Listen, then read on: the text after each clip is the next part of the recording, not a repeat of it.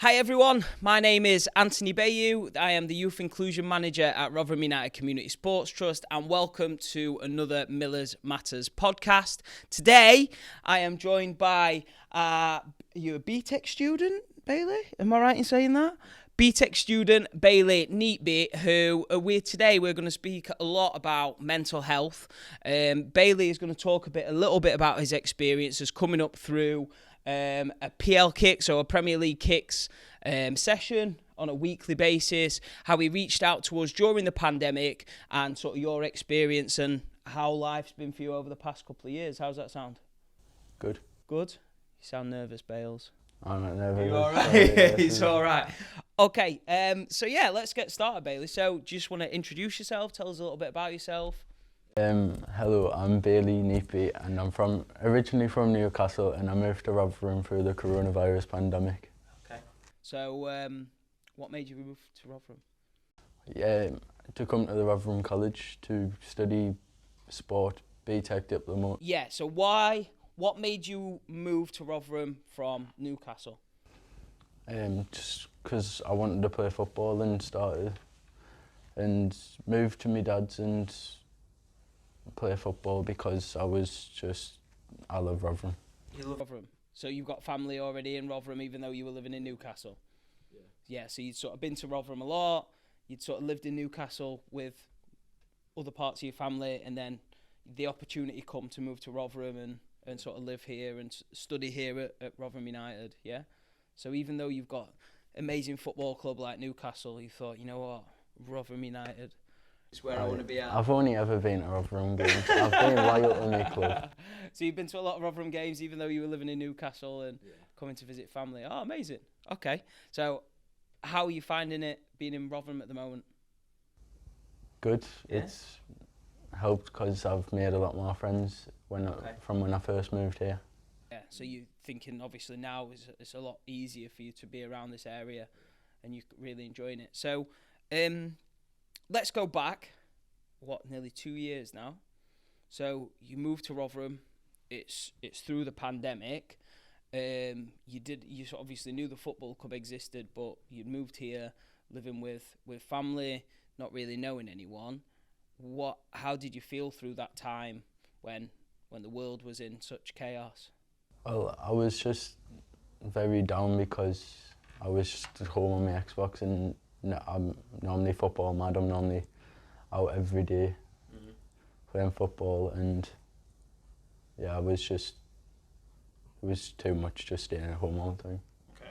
So like you would you say you're quite an active person and sort of having that opportunity to move here, but then ultimately it all being stopped because of the pandemic and you couldn't do the things that you really wanted to do? I played football 6 times a week when I was... a week.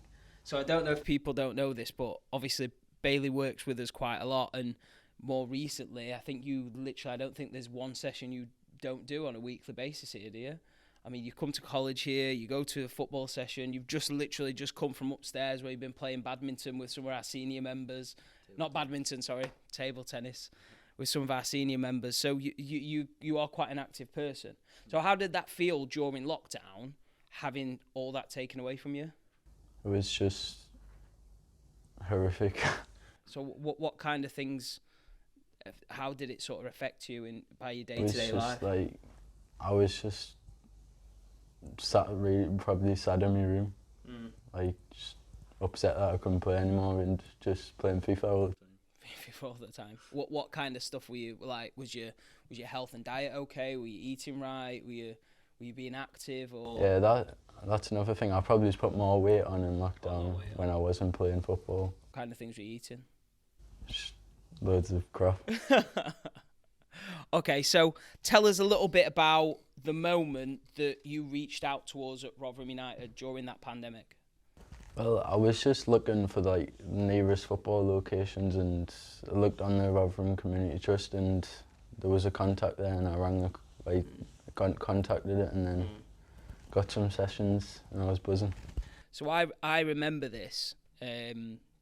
So we had a website inquiry come through to our email address, and it said at the top your name, Bailey Neatby, and through this website inquiry we asked for loads of details about the participant, what session they want to attend, health, address, all this kind of thing. And I remember yours specifically coming through saying, Bailey Neatby, you had your date of birth, you had your address. And then it came to the questions we're asking around ethnicity, we're asking about health conditions. And throughout all this, you were using words like depressed, anxious. I think there were a few times you said you were angry and upset.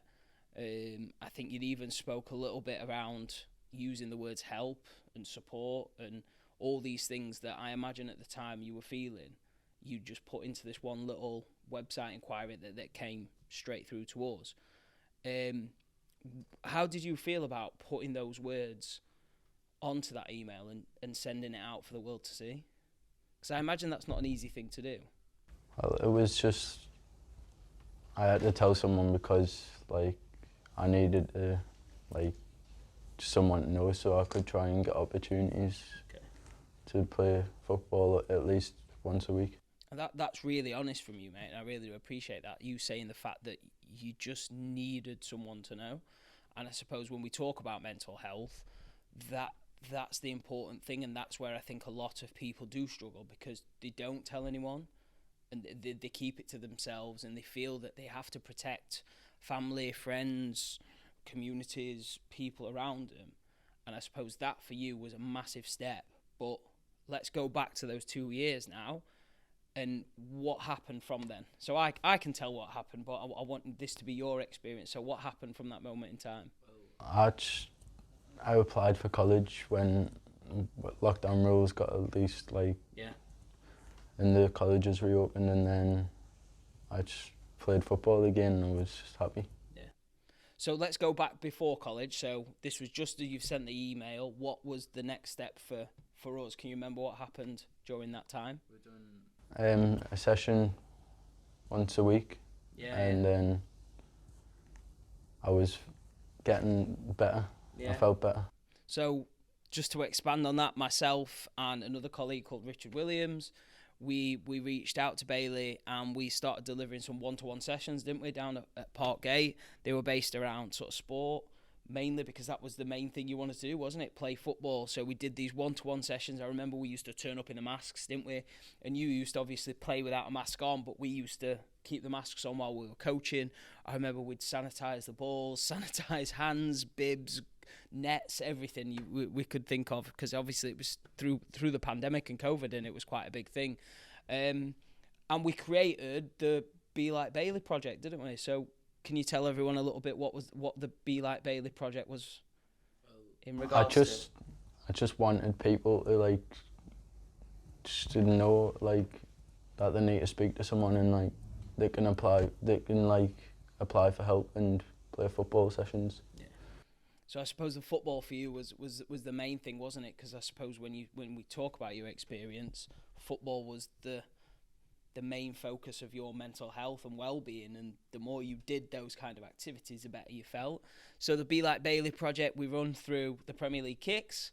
We put it out there on social media and challenged other young people like yourself to reach out to organisations, companies, or even yourself. I know you spoke to a few young people during that time, didn't you? A few young people that approached you through Kicks and Rotherham United. We did the Be Like Bailey project campaign, got loads of young people interested and signed up and talked to you about incredible things and their lockdown experiences. And then the amazing thing happened. Like you said, you applied for college here. What is it you're studying at the moment? BTEC Diploma Sport Level 2. BTEC Diploma Sport Level 2. So what does sort of does that entail? What kind of things do you do within that? We do class work and we do a bit of everything to sport, to be fair. We do class work, quizzes, and then we get to play football, which is... Is that through the Shadow Academy, or is that a different one? There's two teams, there's the development squad and the Shadow squad. Okay.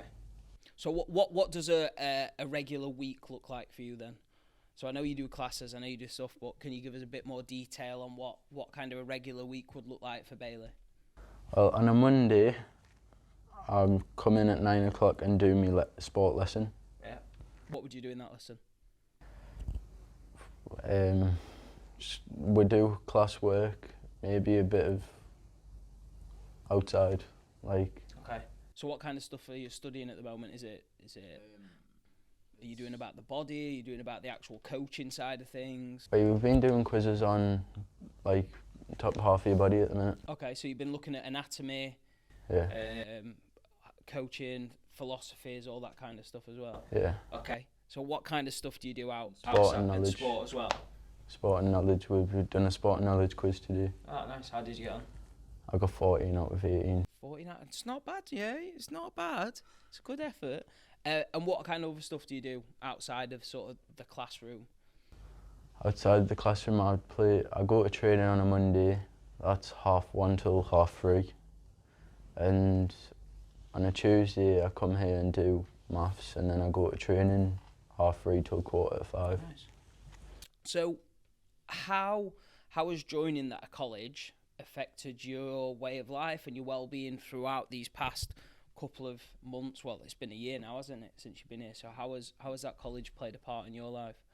It felt normal. It felt normal again, like, because I'm playing sport more or less every day. And on a Saturday and Sunday, I go to Cleethorpes. So Okay.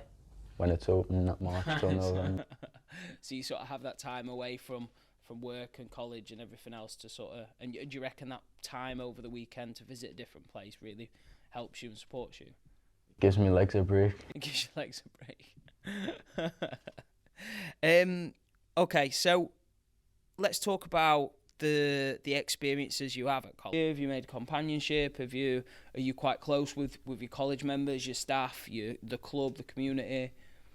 Well, my teacher, Chris, he's a good laugh. Yeah. And then everyone that I'm in the class with's like good friends. And how would you compare it to school?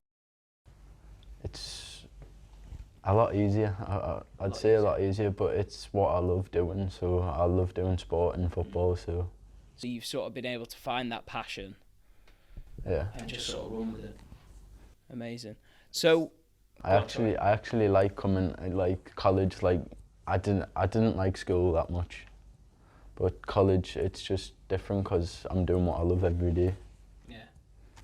So that's and do you reckon having this opportunity and taking those steps through the pandemic have helped you and your well-being and your mental state to become the person that you want to be?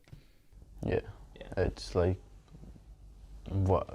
it's basically making us happy playing football and doing the college course and everything now. So it's really made your mental well-being. So what's the dream for Bailey Neatby?